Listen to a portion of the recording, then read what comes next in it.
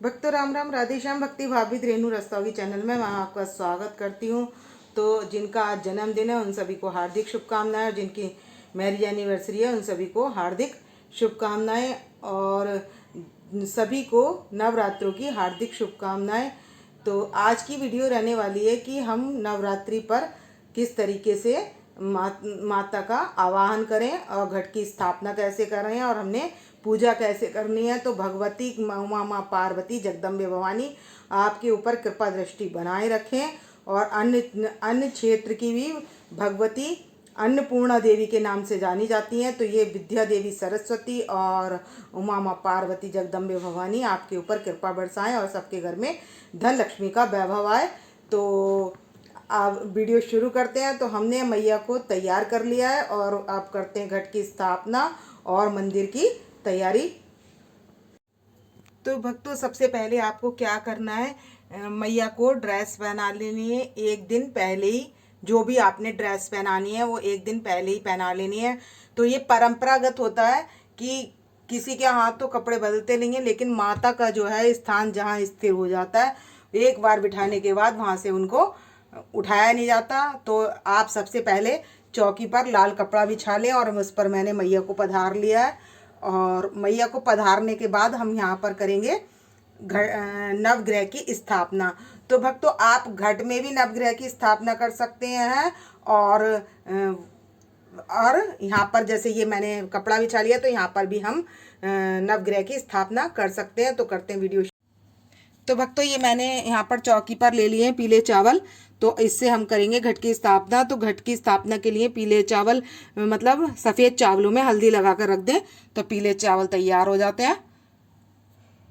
तो ये ढेरी ले ली है मैंने। तो इसमें मैं इस तरीके से घट की स्थापना कर दूंगी यहाँ पर, और ये करनी है हमें राइट हैंड में। तो ये इस तरीके से ये घट की स्थापना हो जाएगी। यहाँ पर रख देंगे कलश। तो अपने हाथ से उल्टा हाथ पड़ेगा और माता के हाथ से ये राइट हैंड पर कलश की स्थापना की जाती है।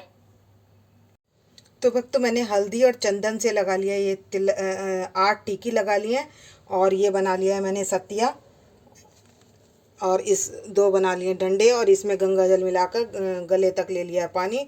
और इस जल में हम डाल देंगे सुपारी, लौंग, इलायची और दुर्वा लौंग का जोड़ा। तो ये सब इसमें डाल देंगे, और इसके ऊपर करेंगे हम नारियल स्थापित। तो सतिया बना लिया मैंने, और इसको आप सीधा इस तरीके से भी खड़ा करके रख सकते हैं या लिटा कर भी इसके ऊपर रख सकते हैं। तो यहाँ हमने बनाया हुआ ये अष्टदल। तो इसके ऊपर हम सबसे पहले घट की स्थापना कर देंगे। यहाँ पर बीचों बीच में ये मैंने घट की स्थापना कर दी है, और नारियल पर 3 बार कलावा लपेट दिया है। तो उसको लपेटने से पहले हम यहाँ पर अशोक के पत्ते या आम के पत्ते लगा लेंगे। तो आम के पत्ते लगाकर यहाँ पर कलश की स्थापना कर देंगे। तो भक्तों मैंने 7 पल्लव लगा लिए हैं। आप अशोक के भी लगा सकते हैं, आम के भी लगा सकते हैं, आपको जो भी मिल जाए वो आप लगा सकते हैं। तो ये मैंने कर दिया यहाँ पर कलश की स्थापना। तो सबसे पहले आपने कलश की स्थापना राइट हैंड पर कर लेनी है, और इस पर मैंने 3 बार लपेटा कलावा, और उसके बाद ये चुंदरी बांध ली है, और इसको नारियल को मैंने यहाँ विराजमान कर दिया है। तो थोड़े से फूल फ्लावर भी लगा लें, और आर्टिफिशियल फ्लावर इसलिए लगाए जाते हैं कि वो मुरझाते नहीं हैं, और ताज़ी फ्लावर जो हैं वो जल्दी ख़राब हो जाते हैं, इसलिए मैंने आर्टिफिशियल फ्लावर दोनों तरफ लगा लिए हैं। और यहाँ पर कर लिए नवग्रह की स्थापना। तो सब पर यहाँ पर हम शुद्धिकरण कर लेंगे, कुशा से लेकर जल छिड़क लेंगे। जल के बाद यहाँ पर चावल के ऊपर हम 9 नवग्रह स्थापित कर लेंगे, और सब पर लगा देंगे रोली। तो इस तरीके से हमारी हो गई नवग्रह की स्थापना, और पुष्प का आसन देकर विराजमान कर लेंगे अपने गणेश जी को यहाँ पर। तो भक्तों हम पुष्प की जगह गणेश जी को विराजमान करने के लिए चावल का आसन भी दे सकते हैं। तो मैंने दे दिया, यहाँ पर चावल का आसन दे दूंगी मैं, और यहाँ पर अपने गणेश जी को सीधे हाथ की तरफ मैंने यहाँ गणेश जी को बिठा लिया है। और इनको पधारने के बाद इनको जनेऊ पहना देंगे। तो मैं अब इनको जनेऊ पहना दूंगी, और ये हम गणेश जी को वस्त्र पहना देंगे। ये मैं इनके पास अर्पित कर दूंगी। तो इस पर रोली का तिलक लगाकर हमने कर लिया है, और हमने कुशा से सबका शुद्धिकरण कर लिया है और सबको पधार लिया है। और अब थोड़े से हम फ्लावर लगा देंगे।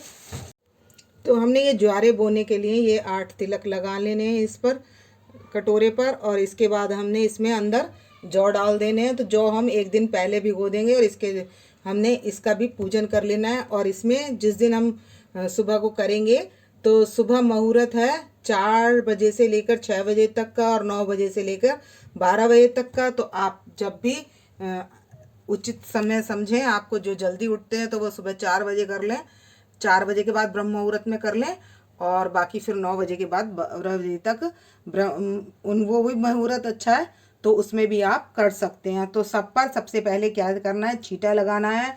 और मैया का यदि षोडश उपचार से पूजन करना है तो पहले पुष्प का आसन देना है। आसन देने के बाद उनके पाद आर्ध पूजनम करनी है, फिर उनको स्नान कराना है और फिर उनको वस्त्र पहनाने हैं। वस्त्र पहनाने के बाद कलावा, रोली मोली और इनका नैवेद्य, धूप दीप नैवेद्य, ये षोडश उपचार से इनका पूजन होता है। तो इस तरीके से उनका पूजन कर सकते हैं।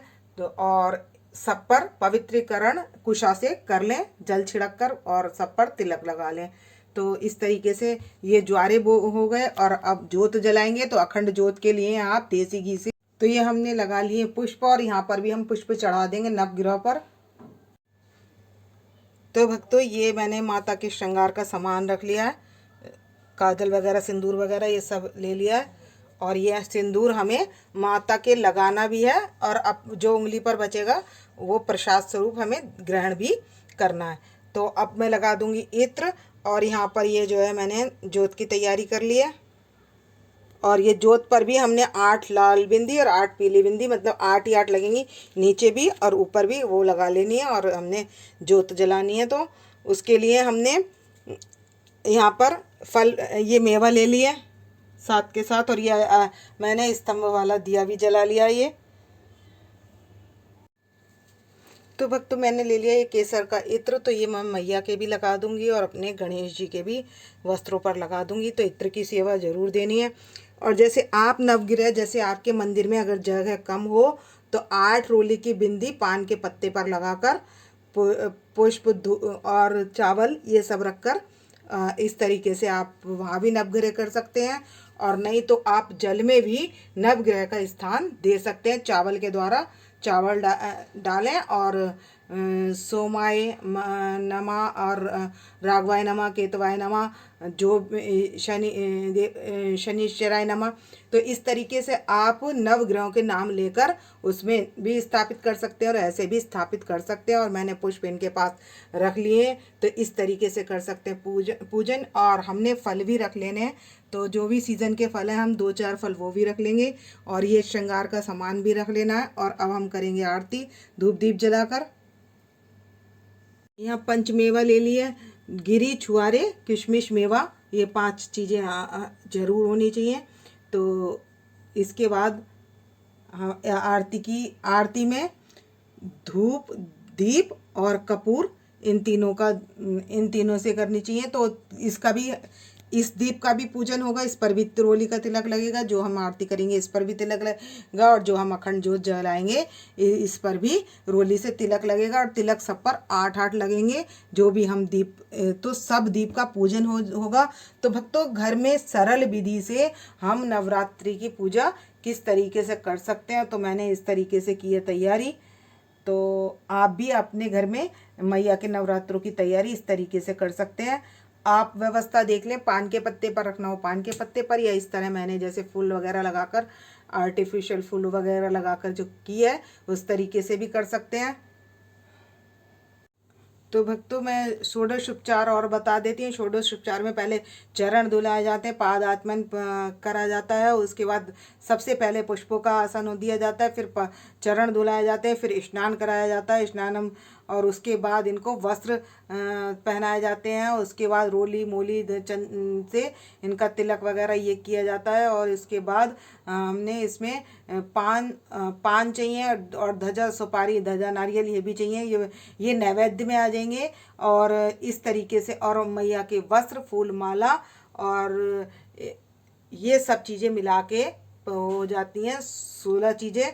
तो 16 चीज़ों से षोडशोपचार पूजन किया जाता है। तो आप जो भी चीज़ जो भी है, आप इस तरीके से आप भाव से भी, या एक जल लेकर कि ये जल पादार्पणम जल, एक कटोरी में जल ले लें और एक दूसरे बर्तन में ले लें लोटे में, और लोटे से जल डालते रहें कि ये पादम प्रक्षाल्यति और स्नानम, और इस तरीके से आप आचमन के लिए तो ये 5 बार जल तो एक बार चढ़ेगा, फिर स्नान का चढ़ेगा, तो वो आप सब कटोरी में डालते रहें। पुष्प समर्पित करेंगे वो भी कटोरी में डालते रहें, और वो कटोरी का जल आप पौधे में दे सकते हैं। तो अब हम जोत जला लेंगे, कपूर सब जला लिया, जोत जला लिया, अखंड जोत। तो हम कर लेंगे आरती।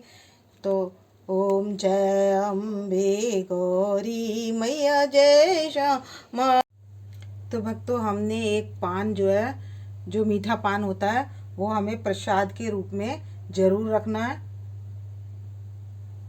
ओम जय अम्बे गौरी मैया जय श्यामा गौरी, तुमको निश दिन ध्यावत अजी को सवई मनावत हरि ब्रह्मा शिव जी। ओम जय अम्बे गौरी, मांग सिंदूर बिराजत टीको मृग मद को मैया टीको मृदमय को, उज्ज्वल से दो नैना, उज्ज्वल से दो नैना चंद्रवदनी को।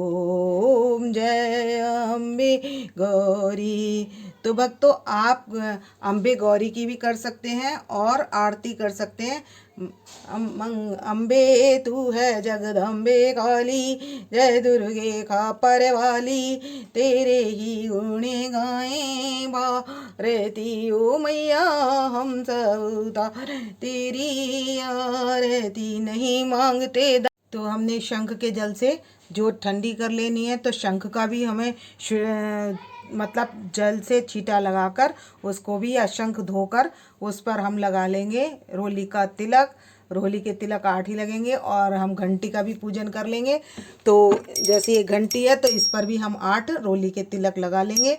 तो इसका पूजन कर लेंगे, और घंटी बजाकर अब हम पहले तो ये आरती दे देंगे। तो हमने शंख के जल से ठंडी कर ली है, और आरती दे देंगे सभी देवी देवताओं को। और इसके बाद घर के परिवारजन सब आरती ले लेंगे, और यहाँ पर जो भोग प्रसाद है उसको हम घंटी लगाकर भोग लगा देंगे। तो भक्तों, आप काट कर भी फ्रूट्स रख सकते हैं, और इस तरीके से भी रख सकते हैं। तो मैं इस वीडियो का करूँगी यहीं पर एंड। यदि आपको मेरी वीडियो पसंद आए तो प्लीज़ लाइक करें, सब्सक्राइब करें, शेयर करना ना भूलें। भक्तों, राम राम, राधे श्याम।